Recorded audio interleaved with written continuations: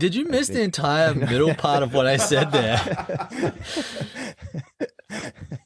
I think you did. Did my microphone cut out there? Must have. It must have. No, I'm kidding.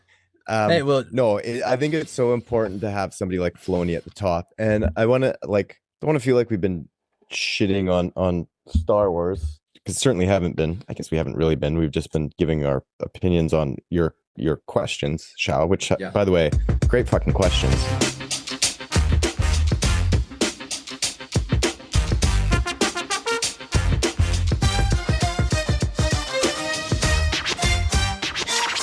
So you wrangled the fucking dogs. I did wrangle the fucking dogs. They're fucking dags. Fucking dags. Me fucking dags. Nice. Oh, that was a good one. That was a good one. Crisp. Very nice. Very crisp.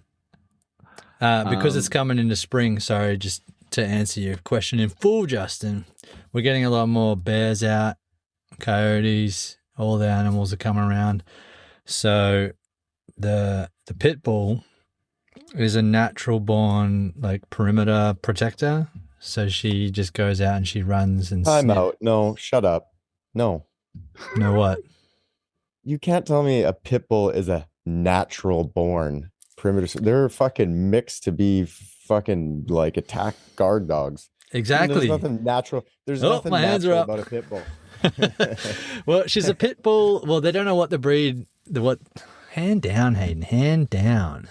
I'm talking to myself in the third person. Calm down. I was trying to move your square to a different location. So I get a pop up. You cannot move a video while someone has hand raised. Okay. I got my hand raised. No, I mean it in. Okay, so she's a pit bull cross with they don't know what. Either a Great Dane. Yeah, sounds natural. Yeah, a Great Dane or a Mastiff.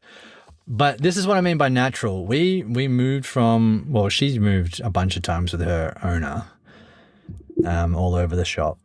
And then when all the families moved to the acreage here, she didn't get trained to do it. She literally goes out and sniffs the whole like 3 acres that she's got access to, corner to corner to corner, does laps up and down, just sniffs it all out, pees everywhere, barks her head off at anything, and does that every day she goes out there. Literally spreading a scent around and warning whatever's in the green space next to us that don't even bother trying to come in here because this is my ground. You know, and that's you living where you live, that's what you want. You know what I mean? You want a dog that's going to go and mark its territory and ward off threats. You know, the funny thing is that the Irish Wolfhound, which is its heritage is to do that exact thing. Is the biggest inside? Is the biggest derp dog ever. She's smart, but she plays the dumb blonde. Like she will only bark when the other dog is barking. Sorry for all you blondes listening. I apologize. Sorry. She's the dumb show for his comment. I didn't say human. She's so like just triggered by what the other dog does. So if the small one is, I say small, she's quite big. She's tall for her breed. Starts barking her head off at something, then the big Irish Wolfhound just goes, woof, woof, and he's got the big scary bark. He's got like, but she's a coward. She gets scared of cardboard boxes when they get too close to her. An inanimate object, if it gets too close to her, she'll freak out. I've seen Shao do the same thing. Cardboard. I hate cardboard cuts. You know what I mean? Like the thicker cardboard cut, though. I hate those. I get really scared of those. I thought you were going to say when a box got too close to him. Hayden, that's, oh my God. He's a cat. When he sees a box, he sits in it. True. I will just keep digging my hole. Notice that when we go quiet, we're like, oh, he's going to say some shit. Does it make sense? No. No. Okay, I'm going to turn the question around. Okay, I was gonna humble brag for a second. Okay, go for it. Humble. Is that an oxymoron? Yeah. A humble brag. Sorry, continue. The kids had their second little mini meat. and you have to yes, attend the all track these meet. the mini meets, and then you get to go and they actually do track at Swan Garden. Show. Are you Nice. familiar? Yeah, because I used to go there for my meets. Hayden, you might know it too from the Rise. Have you? Yeah. Am I wrong? Have you been to a Rise game? I haven't, but I know that's where they're based out of. Yeah. Anyways, so they had it today, and it was just the 400 meter. So they both won their 100 and 200 meter races. So 400. So James wins. Nice. It's like a photo finish.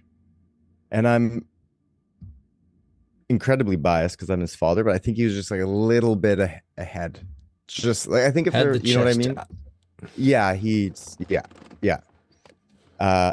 Drawson, on the other hand, I get home and she goes, Dad, I didn't know I could sprint out the 400. I was like, what? She's like, I didn't know I could sprint out the 400. I was like, would you like sprint out at the end? She's like, no, sprint the whole way. I was like, what? Guess how many seconds she beat the second place person by? I'll say by a whole 9 seconds, which is a lot. I was gonna say 8, but then that's gonna Price is Right it. Yeah, I was gonna say 8 too, but I don't know. 7.5 seconds. 18.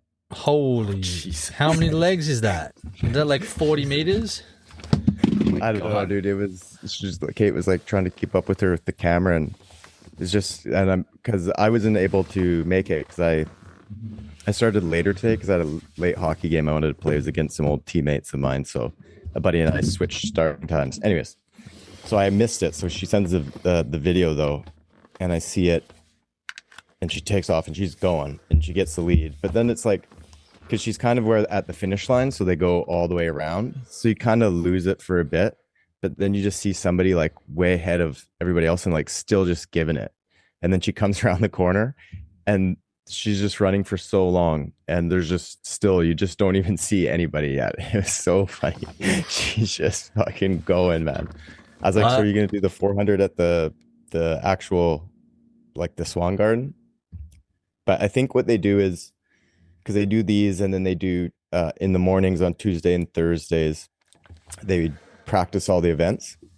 So then I think with the mini meets and what they do at school, then the coaches, teachers decide who does like what events you're doing. Yeah. It sounds like I don't know if you get the opinion in it, but wait. So right now, because I don't know if it's the same, but when I was in high school, I know they're not in high school yet, but when I was in high school, they did like, I think cities and then regionals, and then you'd go to Swanee, as we called it, for like the provincials, and then after provincials there's like nationals or whatever. It's probably the same sort of format, but I don't know how like for today, was it kind of like a regional thing at Swanee? So it was at Swanee. The final one is at Swanee. Okay, yeah. I would say it's the elementary version of that. Right. Because yes, they will go to Swan Garden. I don't know if it's other cities. Like, I don't know how that works. I'll be honest with you. Like, anything school related, like Kate handles all that. So I just see it on the calendar. She tells me. So right now they're racing against other schools. I know that because when I was at the first one, they have like each school has their little flag up, and all the athletes are there. And then, you're not even racing. Sometimes you have somebody else in your, like in the 400 they did, but in the 1 and 2s, it was every lane was a different school. Now, whether those schools are outside of Vancouver, I don't know. I would suspect not. Maybe at this level, it's probably more just local schools, but I could be wrong. I just remember because in high school, I, like Hayden, I did a lot of the jump stuff, mostly long jump and I did triple jump. Triple jump just because my brother did it, and then I know that not many people do triple jump, so my likelihood of getting first was a lot higher. But I was still, I think, I was first in the regionals. But then when I went to Swanee, I remember because I was first by a mile, I went to Swanee and then I saw the people I was going up against, and then I remember I was in the stands and I started hearing people like muttering, like, "Oh my God, he's here. Oh my God, he's arriving." I'm like, "What?" And there's a guy just walking there with like a kind of a, not really an entourage, but like a coach and what looked to be managers and He was a trying to team go of people. track. He's trying to do it. Yeah. Oh, he's built like a fucking rhino. Like he's like, Oh, really? mass, and he destroyed everyone. Like I just remember like, oh well, I don't know, like I'm probably gonna get top 3 or whatever. And then Natural because ability. it's just because it's just like provincials. It was just Yeah. like I didn't even finish. I think I was like 14th or something like that. I was like, holy fuck! Like this is like it's just a big like rude awakening. Some animals like, out there. yeah. And then when they're doing you do your routine warm-ups, you do your bounds, your skips, or whatever you want to do. And when he was doing his bounds, he was doing it in the middle of the oval, like right in the middle, and the stands are quite far away, but you can hear his breaths. Like I don't know if Mike will pick it up, but he's always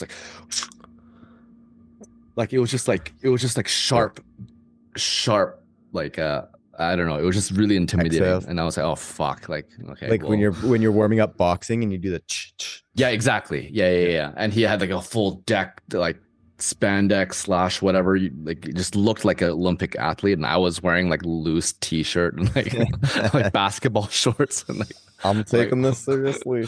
Yep. Hayden, did you see that guy from Australia? That 16-year-old kid that like did he tie or break Usain Bolt's record?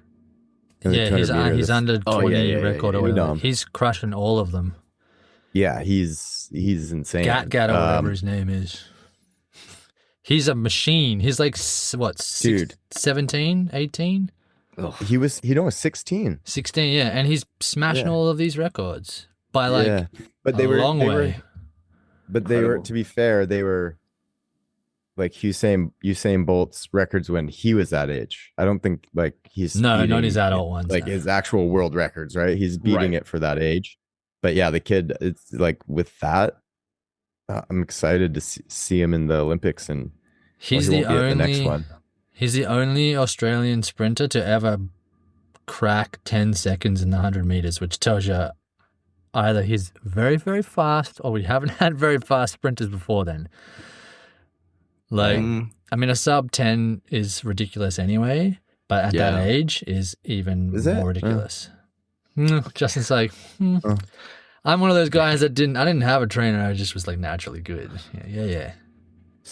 Whatever. Did you guys ever have in high school? Did you guys ever have like we call it spy versus spy, whereas you it's like a water gun game, and everyone draws a name.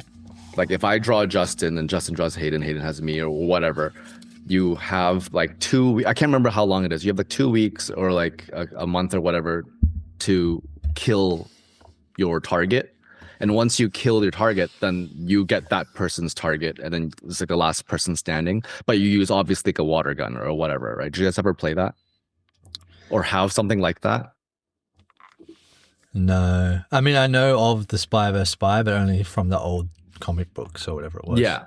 No, because I'm seeing a lot of posts now of people bringing that game back in high school.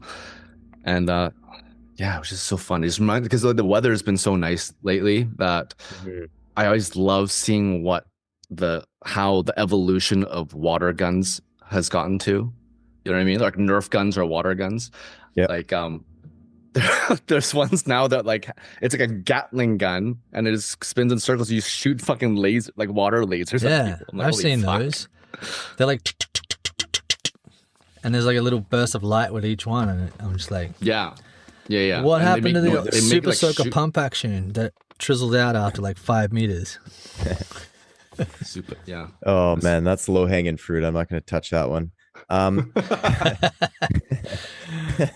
Oh, bad form. Come on. We taught you I better know. than that. You guys had that in No, Australia too, though. Those guns, like the super, what do we call it? Soakers. remember the Soakers. Yes, those Ahsoka. ones. Oh, wait, yeah, Soakers. soakers. Uh, Sag. that was a good segs. I had one, but I didn't Oh, even get to fuck. talk about it. Doesn't matter. Doesn't Oh, matter. We man. got there already. Yeah, we got there. Okay, well, we go. Here we go, ladies and gentlemen. We are finishing the rest of Ahsoka. This what do you- Thanos. Yeah, the Thanos. Thanos. Tano. The soft drink. Tano. You guys don't even remember what you said last week, do you? Continue, Shao. Yeah. I'll just be quiet because clearly. No. I like when you interject with things that are irrelevant. But I know who's the maker. Who's the maker, Hayden? Who's the maker? I can turn around in my small closet, but I can't really. Let me show you this magic trick where I turn around in my small closet. but I can't. But I can't. I can tell my shirt. The maker. Okay, so this is for those playing along at home that cannot see my shirt. It says "Thank the Maker." Mm-hmm. It's semi-obscure. It's a line from Star Wars: A New Hope when C-3PO's just been sold to Luke Skywalker, and he's getting the oil bath or whatever it is. He's getting dipped in the oil to get all clean and whatnot, and he's like, "Oh, thank the Maker. This is gonna feel so good on my rusty joints or whatever." It's a reference to George Lucas. That's what it is. The picture on the back is a silhouette of George Lucas. So Nice. it's this Nice. week's Star Wars shirt. Love it. Love it. Well, we are finishing. We're doing episodes 5, 6, 7, and 8 of Ahsoka season 1. Season 2. When is that coming out again? Didn't they announce it or 2027. early 2027, first quarter or something like that? Most likely, I think. Let's go with that. Sounds Sure. good. It's already finished filming. Right. Oh, well, what the fuck is the holdup? I guess they want to let them. Oh, maybe there's some stuff to come out before it. Hey, C-3PO made his appearance in episodes 5 through 8. Was it 7 or 8? 3PO. Yeah. I At the think council. Yeah. Now, quick question to interject, Shard. Did you manage Yes. to find time to finish? I did. I watched. Okay, so for those Watch of you the who don't know, recaps. Or did Justin just watch, spoiler it? No, I did watch.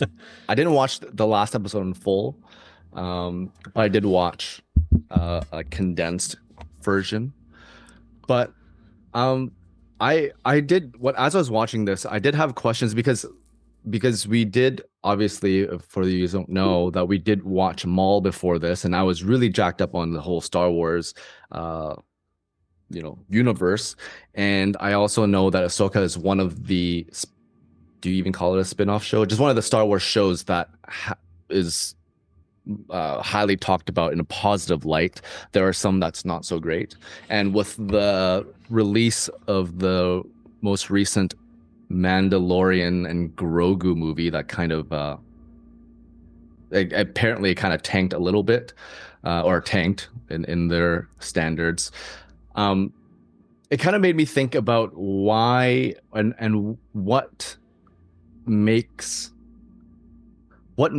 a Star Wars movie or series good. Like, do you guys think there's like a formula that a show or movie has to have in order to be successful? Because I didn't watch, for example, Acolyte, and Acolyte was shat on by a lot of people, apparently. I don't know if you guys thought the same or you guys liked Acolyte, but I know there was a lot of hype around it because I think the first scene was there. Oh no, I don't remember her name from The Matrix.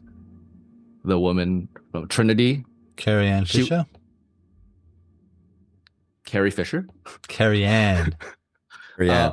So that's Acolyte, right? She was in the pub / bar, and then she gets assassinated.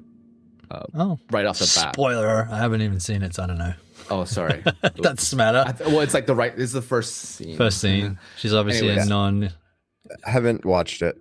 Oh, I'll sorry, admit it. guys. I never. No, oh, that's not a spoiler. If it happens right away, whatever.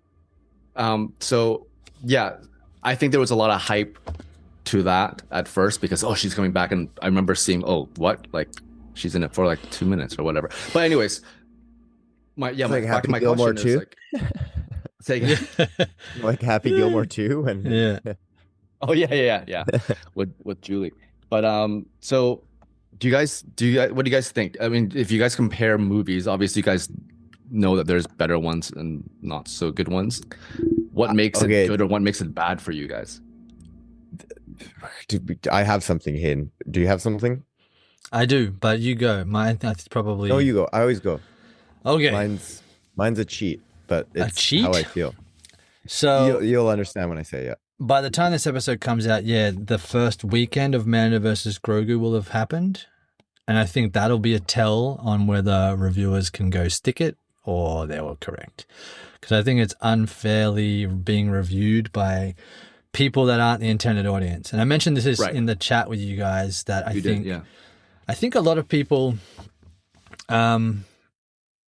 because like say with musicians and music, and you have an audience that's young when you first break, and then you grow with your audience, or your audience grows with you because your music matures and whatnot. And then if you don't, like example, Avril Lavigne has fallen into this trap apparently, where her music hasn't evolved with her audience. It's a line where I'm like, maybe you're expecting Star Wars to have evolved with the audience. And if that was the case, we would be seeing, I'm not going to say geriatric, but the original Star Wars came out 50 years ago. It reinvents itself for a young audience because it's always been aimed pretty much at a younger audience, and adults just enjoy it too because it's an escapism for us. In my opinion, I don't know how you guys feel about it, but I think that Mando and Grogu is doing that exact thing. And Favreau and Filoni have said this. They've gone, look, we wanted to try and make a film that captures the essence of what the first one did for us when we were kids. Now, I know you were talking about TV shows, and I think that that's kind of the thing, that there's a balance with trying with these specific shows, is that you want, especially when they're mixing it into original Star Wars time frames, you want to have the right amount of nostalgia, the right amount of Easter eggs, some people will always want to see lightsaber battles regardless of whether or not there are Jedi involved. I'm like, come on, you can't always have lightsabers, but I get why people want to see them. You want space battles, you want alien characters, you want so it's a balance, it's a fine balance. And then it ultimately, you could have all those elements, but if the writing and the story is subpar, then it's not going to fly well, which is maybe what's happened with Acolyte. I can't fully say with that because I haven't watched it, but I think that's why Ahsoka's done well. I really enjoyed Book of Boba Fett. Justin didn't. I see the flaws in it, like the space scooters. I was kind of like, really wasn't a fan of those, but but there are elements. Mando, fucking space scooters. That was your problem with the Book of Boba Fett? Yeah, it's a perfect show. Just the scooters. They gotta go. Perfect show. Nah, there was. It could have been much bigger, I think, but they took too long to get to where they were going with that show. You're gonna try and play Boba Fett off as like a warlord? They didn't even really get there. I also think and I mean, maybe I'm wrong, but I felt like, okay, I'll give my answer first. I'll come back to this. Yeah. And the reason I said it's a cheat code is, for me, it's got to be a good story. Like, I got to be invested in it. And that sounds lame because you can say that for everything, but like, first and foremost, the story has to be fucking good. Second, I want to feel like I'm in a galaxy far, far away.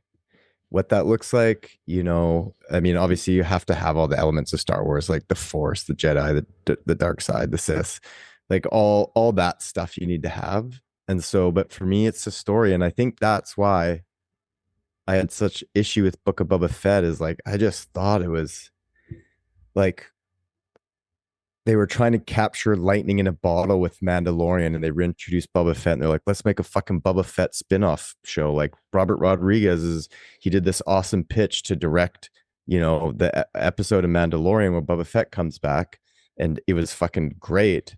But it was like, let's give him a show, and it felt like they went into this with no really clear direction. That's how it felt to me.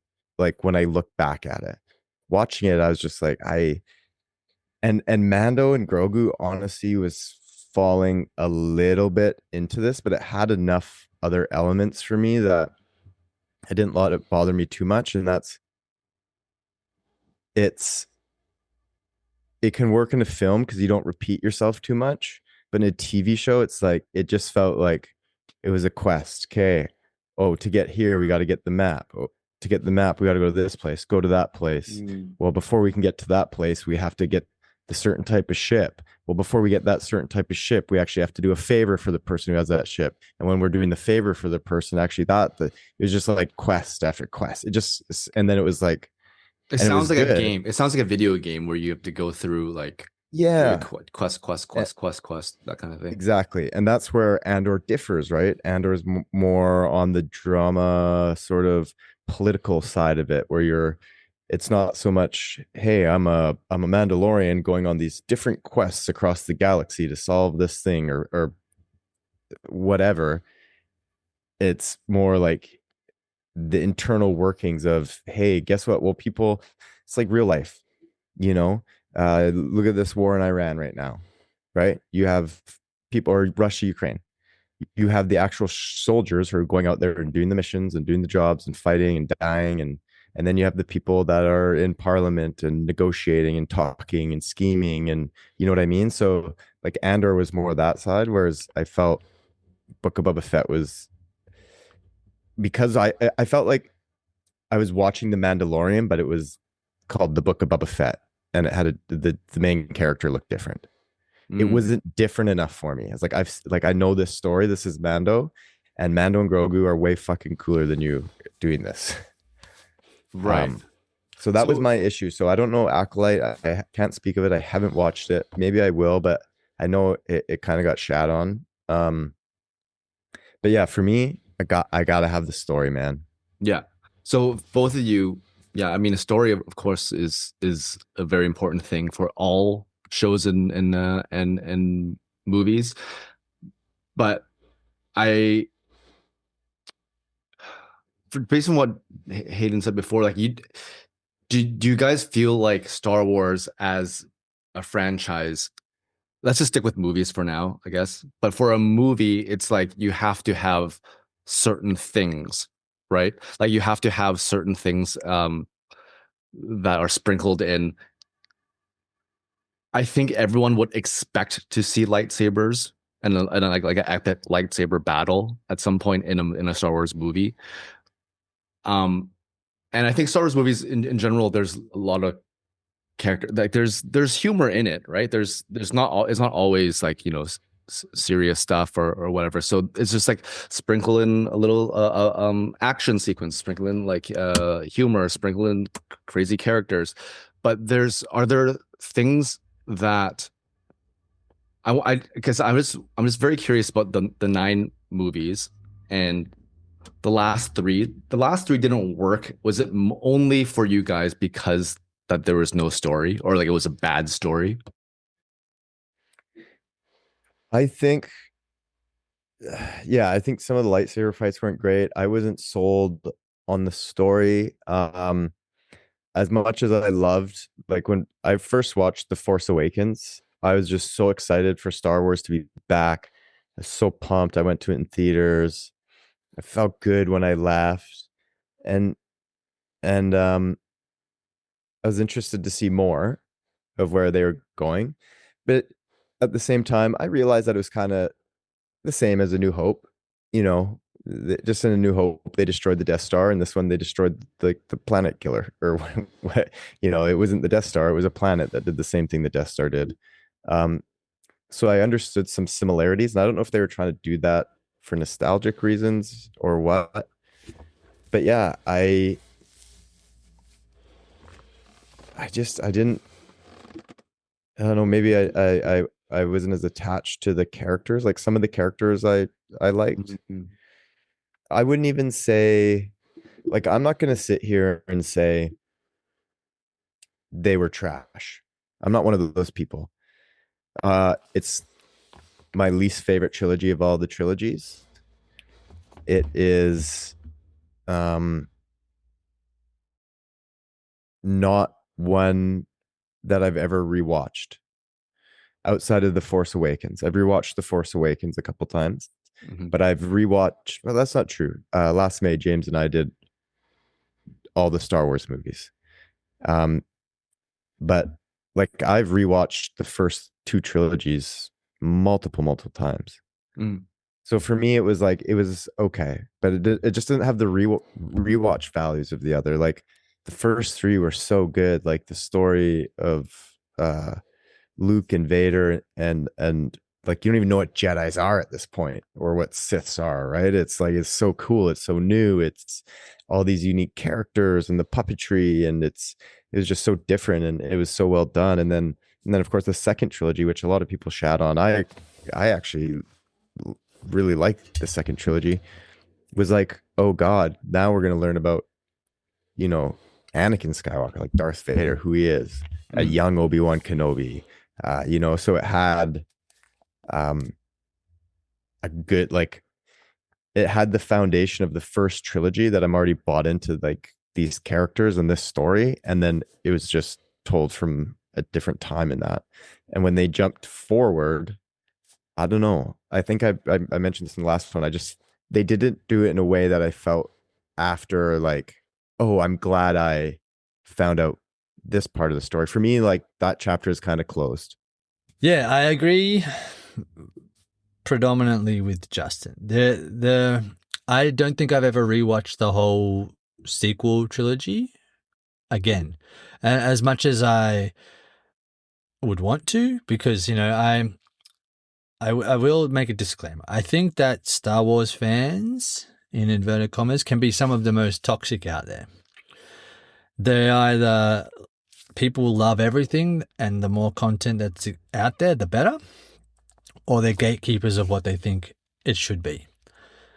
And then there are other people that are educated like Justin and I, who can see the benefits of both.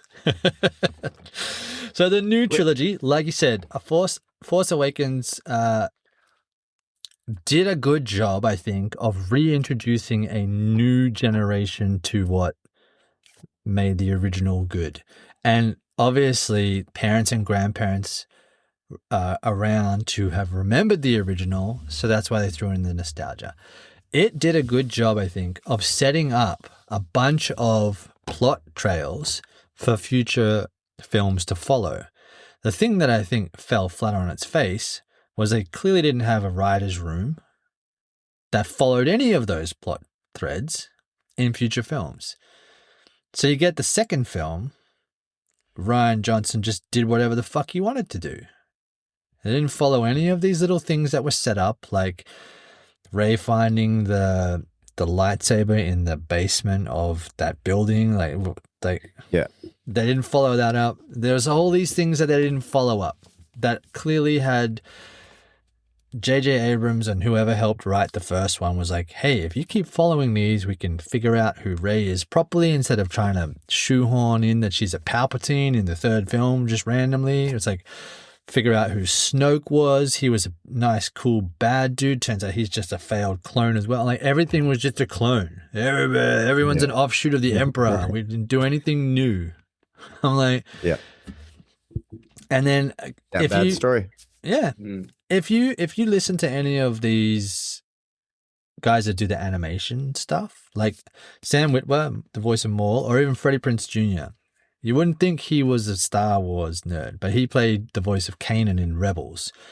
These guys are very educated on the lore of how the Force works and how the stories should go and how things can be predicted and shown and how it works. And same with Filoni.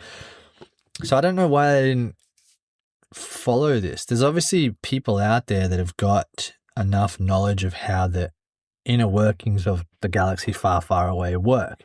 And I don't think they really followed any of those. They kind of decided to do their own thing, and it didn't really. Well, I was just gonna ask because, as you guys may know, Stephen Colbert is helping write and produce, I think, one of the new like Lord of the Rings movie, and it just doesn't make sense to me why Star Wars wouldn't. Maybe they did or whatever, but like, doesn't it not make sense to you guys to go find these, diehard fans or whatever, to even just invite them to have like a kind of like a, what do you call it? A workshop. Yeah, like a workshop thing, just to see what they want to see, where, you know what I mean? I don't know if they do that, but as people in the industry, let's say like you guys are not, I don't know if we should use it like as an example of the task to write a new Star Wars, but wouldn't you guys want to get ideas just to like workshop or brainstorm like from people who know the source the best? I think I think you'd have to select a tight group of. I would not want to workshop with fans. And for exactly all the kind of reasons Hayden mentioned, I mean, there's going to be like what is staying true to Star Wars? That could be something completely different for everybody. Or, you know what I mean? It could mean different things. I think you want to be educated in the history of it for sure. And I'm sure there were people involved. Yeah. You'd like to think. But as far as like seeking what the audience wants, I could never imagine doing that as ever writing anything. You know, like when we like wrote back in the day, Hayden and I, like when Hayden wrote Kings and Queens, and we had our first rough draft, we sent it to certain people. Mm-hmm. We sent it to maybe like half a dozen people who we trusted. We trusted their, I don't know, they would give honest feedback, and that's what you wanted. And when it came back, because it was kind of like, let's see what these different people think, and if they all hit on kind of maybe one thing that's the same, or like 4 or 5 of them all hit on one thing that's the same, it's like, okay, maybe we need to pay attention to that. But I certainly wouldn't let them come up with the idea. I'd want to have like a writer's room, like a select group of people, and be like, let's fucking talk this out and whiteboard shit and build a arc and a story and do all that. And then maybe like once you have drafts out, then you can get opinions outside of that room. But no, I wouldn't go seek it from audience personally. Right. I think it's a good move for, I feel, Lucasfilm and Disney to appoint Dave Filoni in the role that Kathleen Kennedy was. Now, I want to oversee it all. Yeah. Now, he worked for it. He was the last person, Chow, if you're not familiar, and audience, if you're not familiar, he worked directly with George Lucas, like basically master and apprentice, on the Clone Wars. So he got the ins and outs of the creator, and obviously he's able to bring in his own things, and he was the creator of Ahsoka, and that's why he's involved in that, and he did Maul. So he is like the ultimate source of knowledge to be the blanket leader of future projects going forward, which I think is a good thing. Now, I don't want to discredit Kathleen Kennedy. Everybody likes to throw her under the bus because she is one of the most prolific producers that Hollywood has had since the 70s. She worked on all of those major Spielberg films. It's not like she doesn't know what the fuck she's doing, like people like to say. And like, hey, look at this lady's history. You think that these decisions are entirely hers just because she's at the top? Anyway, that's another debate for later. But I think I agree 100% with Justin. Like, if we've got someone like Filoni at the top, he's obviously going to know that there are writers out there, or not. I wouldn't go directly to fans because, like you say, everybody's got an aspect of what they think should be where it should be headed. Like, you'll be like, I don't want no more Skywalkers, or I only want Skywalkers. I don't want any male characters. I only want female characters. I don't, I want all lightsaber battles, or I want all Sith Lord. Like, there's just going to be An stuff army like, of gay Jedi. yeah. Let's be woke. Let's be like like what the Ring of Powers did. It's like, you know what? It's written in Tolkien's work that elves are fair-skinned with long, beautiful hair. And then Ring of Powers goes and puts a black elf in there who's got dark skin and an afro. So they're like, it's not at all. It's like what you would do if James Bond suddenly becomes black. I'm like, I get it, but it's also, you got to honor the source material. I'm just going to keep going because you're trying to latch onto something that wasn't there. No, I think, Hayden, honestly, joking aside, I'd have to agree with you. Women should not be at the head of a department, and there should be no black characters. Did you miss the entire middle part of what I said there? I think you did. Did my microphone cut out there? Must have. It must have. No, I'm kidding. Hey, well, No, I think it's so important to have somebody like Filoni at the top, and I want to don't want to feel like we've been shitting on Star Wars, because certainly haven't been. I guess we haven't really been. We've just been giving our opinions on your questions, Shao, which by the way, great fucking questions. But what I'm really interested to see what they do is, okay, I think Marvel really changed the game for storytelling within a greater universe. And there's always franchises that come out, and there's like a trilogy, and then there's 4, 5, 6, Fast and the Furious, you got the Harry Potters, you have the Star Wars, you have all these different franchises, and some can continue on. Marvel's still going, right? They're in their next phase. Some should stop, like Fast and the Furious, but I'd probably watch 11 if it came out. They're getting the TV series. So but what I'm really interested with Star Wars, what they're doing now that what I'm really excited about is because I was just excited for Star Wars to be back when Force Awakens came out. And then it's going to be a trilogy. And then they started having, then they came out with Rogue One. And I was like, holy shit, this is so good. And talk about not needing, you talked about, needing lightsabers, right, Shao? Mm-hmm. There's only one lightsaber scene in that movie, if I'm not mistaken. And that's at the very end where Darth Vader just walked through the hall slashing everybody. Right? Because it wasn't necessarily about, the story wasn't about the Jedi in this universe. It was still about the good versus evil, and that ultimately led to the show Andor, right? So these are all things that I wasn't expecting to happen with Star Wars coming back. I got really excited when George Lucas sold it to Disney. He's like, you know what? I want to give it to the next generation of filmmakers to continue telling stories in this universe. But I never thought this would come out of it. And now we're getting all these more and more shows and animated shows, and what I'm interested in when Ahsoka ended, to kind of bring it back to what we just watched, it left the universe open. Thorns out, Balin and Ahsoka and Sabine are left on this planet. Ezra's back with the New Republic, and so you had that story. And Ahsoka, it wasn't a perfect, I liked it. It wasn't like, oh my god, this is a great Star Wars show. But I did like it. But what I really liked is where it left it, because now that we know that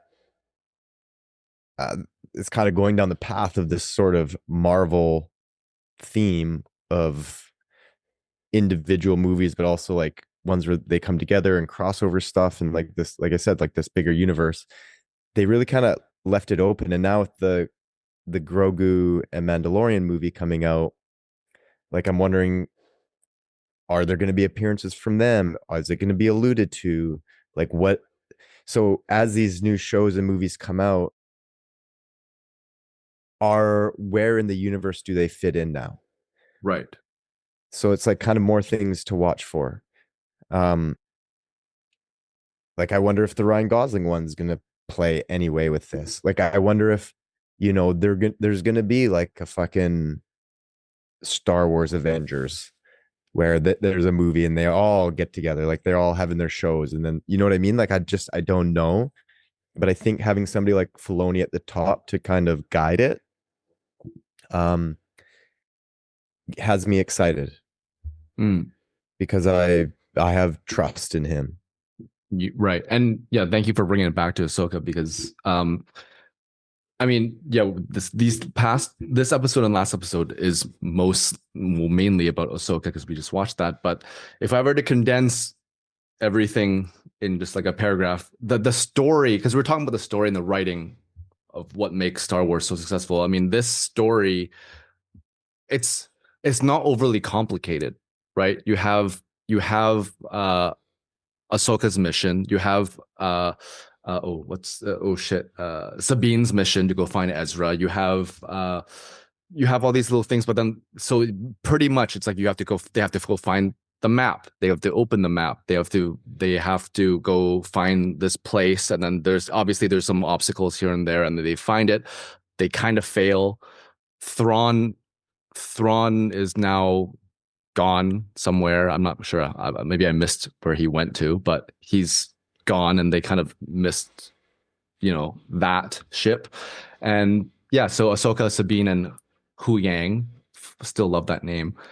They're kind of like an open-ended kind of book. So which leads me to the question, kind of tie it all back together, is for season 2, given the writing aside, like, let's say the writing is still as decent and good as season 1. Is there anything that you feel like season 2 should have that season 1 lacked? I mean, it hasn't had its first fair share of battles and lightsaber battles and interesting characters, and there's some sprinkling of humor in there and stuff like that. But and yeah, obviously Easter eggs you mentioned, and Star Wars and Marvel really likes to do all these things now, where it's like they bringing back old characters, or like the twist, like Darth Vader in Maul and Anakin in Ahsoka. You know what I mean? Like the oh shit kind of reveal moments. Can you guys think of anything? I'll throw it to you first, Hayden, for season 2 that you kind of want to see more, or kind of where you want season 2 to head towards. So, having rewatched it a second time, I picked up on things that I clearly didn't see the first time. And one of two, well, it's either going to be very crowded, and I'll explain what I mean. If it's only 8 episodes, there is a lot that's going to happen, or they're going to give us a third one, or they're going to give us 2 seasons and then a movie. But Thrawn is now back in the main galaxy, and Ahsoka and Sabine left in the secondary galaxy. So that was the whole point of the size of the light speed ring, was to shift between galaxies. And they end up on the planet where this is something that shows up in Clones, but if you remember at the end, you've got Balin on top of the king-looking statue pointing out into the distance. So that is a Mortis god. So in Clone Wars, the Mortis gods represent the father is the balance in the Force, the son is the dark side, and the daughter is the light side. So they go a lot more spiritual in the animated show, which I think they might dip into a little bit in season 2, which is also the world between worlds. So where Ahsoka ends up going through the final of her training with Anakin, that is also a link with the Force gods, I'm going to call them, so people understand it a little easier. So I think there's going to be a bit of, and obviously we see Force Ghost Anakin on this planet in another galaxy watching over Ahsoka and Sabine, basically. So he's there. So and we got alludes to that from the prequel trilogy, where Qui-Gon was a very spiritual Jedi, which is why Obi-Wan was always at kind of odds with him, because Obi-Wan was more, aggressive like Anakin was, and his master was a spiritual guy. But he comes back, and we see it in Kenobi as well. Qui-Gon comes back as a Force ghost, as a spiritual guide, right? So I think they're gonna dip into that, and I would like to see that, but I don't think it's too much to have all of that, and then this ultimate tactician that is Thrawn in 8 episodes. So they're either going to have to split it up and put it into a film or a 3rd season. Because I would like to, I haven't read the Thrawn books, just to round it out real quick so Justin can have a word. But he's had 3 books, like a trilogy of books in the Legends era. And then now in the new canon, he's had another 3 books or whatever written about him. And I think he would be a wasted evil adversary to kind of put into just 2 seasons of a TV show. For someone who's had that much extra material written about him, he's obvious and brought back from the essentially like the dead in the literary world, to squish him into 2 seasons. I did some reading around about what exactly the World Between Worlds is, and some people mention that it is a time traveling aspect in the Star Wars universe, or it creates an alternative fold in the universe, right? Now, this is entirely speculation, because this is going off what Xiao brought up last week about all the rumors that people are saying that Disney are going to try and retcon the sequel trilogy out of existence. And I thought, is this Filoni's grand plan to introduce a way to fold the universe into an alternate timeline and play and then do a new trilogy of films after Ahsoka that continues down the line with like Thrawn being the main bad guy, and then have it a little bit closer to the end of Return of the Jedi, so you can have the rise of the Jedi Academy with Luke, Ahsoka still around, and all these other Jedis that keep popping up. So we don't, like Order 66 was like, all the Jedi are dead. And then they obviously keep finding new ones that hit out in the galaxy so they can write more shows. Like, what happens to Devon from Maul? Like, she's obviously before the original trilogy, but does she die before A New Hope happens? So there's all of this stuff that they're able to introduce. Are they going to want to continue it? Because the sequel trilogy has kind of wiped that all out of existence. There isn't really any Jedi except for Luke, because his academy failed, so there's so many things. But I don't know exactly what Ahsoka's going to include. Sorry. No, I'm done now. I'm done. Yeah. So are you going to answer his question? What do I want to see? I want to see Ahsoka and Sabine somehow get back to... I think it's going to run 2 stories. I think you're going to have them on the planet with Balin and the other Sith girl, and you're going to have Thrawn and Hera and Ezra in the other, and then they're going to somehow get back together. Shin. I love Shin, by the way. Great character. The old Scandinavian crazy eyes. Yeah, crazy eyes. The old crazy eyes. Yeah, I'm interested to see. I think that's how they have to do it, because there's 2 major things going on. Like, you can't ignore Thrawn being back, and you can't ignore Ahsoka being on the planet with Balin, because the show is called Ahsoka. So, and how they do that in 8 episodes, even. I mean, maybe the space whales come back. I don't know. But I think you're right there, Hayden. I think that's kind of how they would have to do it, is kind of like a split. As just to go off on kind of some of the other stuff you talked about, folding the universe. Initially, when you said that, I was like, fuck, man. Like, I don't, like, how am I going to buy into, because this is my problem with the alternate timelines is, and I know when you're telling a story, you can all of a sudden have an alternate timeline, and the story is the story, so that's where it goes. But I have this weird thing, and I don't know, like, and maybe it's just me, but like I have a feeling like if I'm on this timeline, I'm following this story, and then if you flip it, it's like, oh, I'm invested in this story. I'm not invested in this other timeline story. I'm invested in this one. I want to see how this plays out. But then, as I kind of zoned out there for a while you were talking and actually started thinking about it. It happens a lot. Shao's doing it right now. No, yeah, Shao's out. He's like, this is the best I've ever had. I just asked him a question and they just talk forever. I can just chill. Let me just unmute. Sorry, go ahead. It's It's my turn to talk. Yeah. Put your hand down. It is because like all they have is from Return of the Jedi to Force Awakens. That's it. And that is still a substantial amount of time. So, but does it limit it? Like, do you have to go to an alternate universe eventually?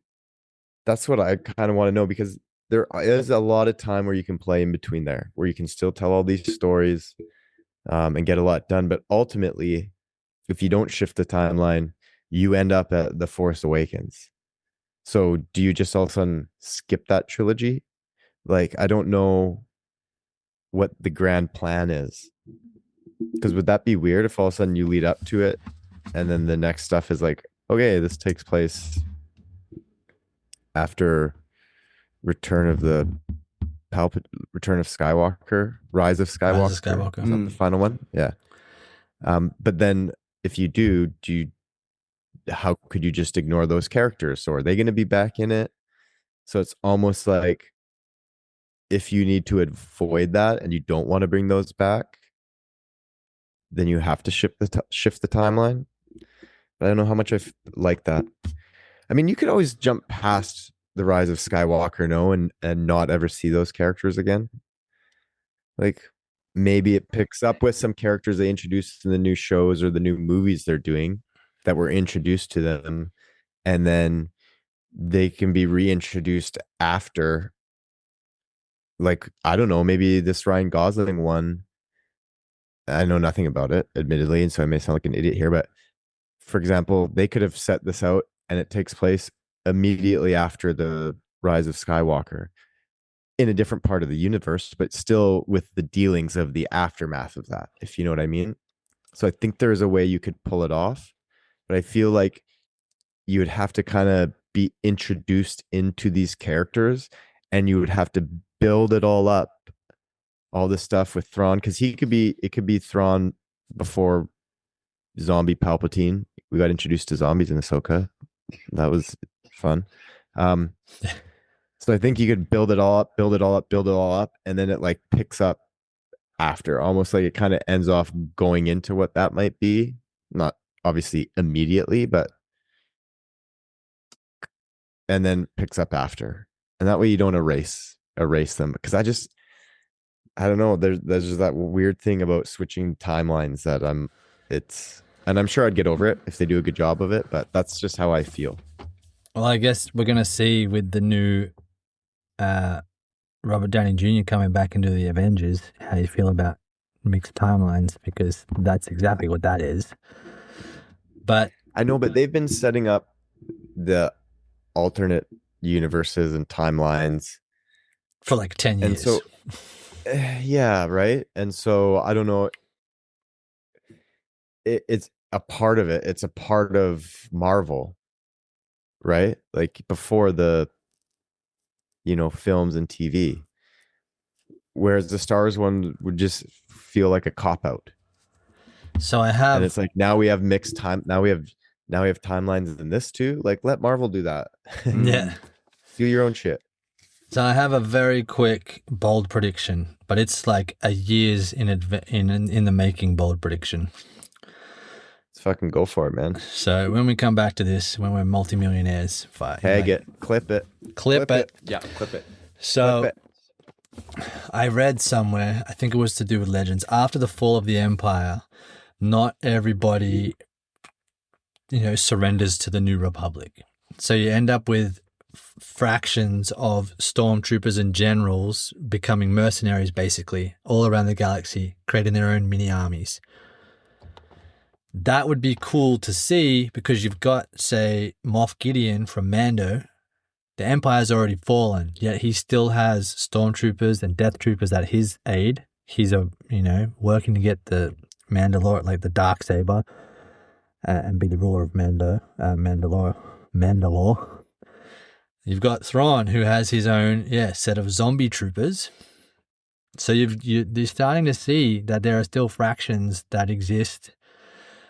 And then somewhere in the next 20 years before Force Awakens and the whatever it's called, the First Order arises, maybe that's another fraction there. So maybe they can still, those films can still exist. There are just other fractions around and other, like maybe Thrawn's still kicking it. Maybe Moff Gideon is there. Maybe it's going to be a galactic civil war again, where there's going to be all of these elements in the galaxy that are trying to vie for power. And that's where you can bring in, say they continue down Rey's story, which they signed her on for another movie and they announced it and then it kind of disappeared. But maybe she's going to be the...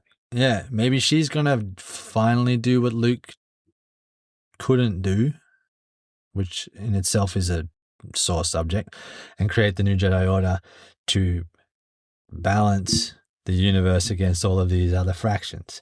Or you have, Ezra continues. Am I tripping out here? Is he saying fractions instead of factions? That's the word. I'm adding an R in because I'm Australian. A fraction of the universe is for these stormtroopers. I can't let it slide 4 times. Yeah. I was like, because I'm like, am I wrong? I'm going to bring this up. I thought I was wrong. My brain locked in on the pronunciation of it wrongly and kept going with it. Larger. Yes. So there's not a lot of time between Ahsoka and The Force Awakens for them to kill off all of these characters and the Night Sisters and Thrawn and there's only there's only 15, 20 years. So they got to do something. They got to figure something. I'm hoping, my bold prediction is that they split around the sequel trilogy and they follow storylines that are happening at the same time, but are other people trying to rise to power against the New Republic. That would be something that I would like to see. Shao, final words. Final words. Well, we got like 5 minutes to go. How was Ahsoka for you? I think exactly what Justin said is that I do think it's a good show. I haven't seen that many Star Wars shows, I'm not gonna lie, but this was good. There was something, I don't know what exactly it is, where I didn't have that sort of same level of binginess that I had with Maul. I'm not sure if it's because of the length or just visually I was just so captivated by Maul, but maybe it's just going back to what both of you guys saying. I think the writing for Maul is very, very on point and very compelling and made me want to watch more. I did have the internal dialogue with myself, but about, okay, a show that's 20-25 minutes versus a show that's 40-45 minutes or something like that.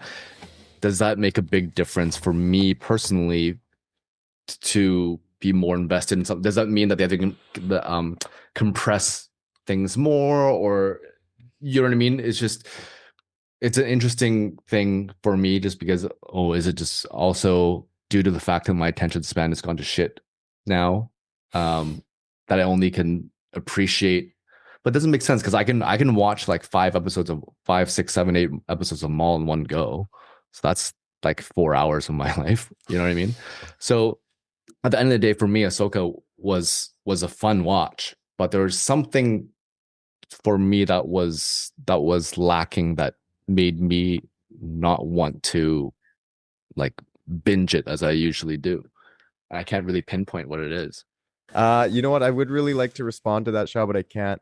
I did like it. It was good. I'm excited. I'm more excited like where it left off.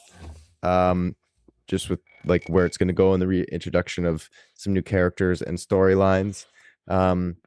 But yeah, so people listening, we're gonna do Punisher next, season 3, I think is what we're doing. So watch it if you haven't. Watch the first 2 seasons if you haven't, or don't. But come back. Thanks for coming back every week. Please like and subscribe wherever you listen. And until then, people, keep On thumbing.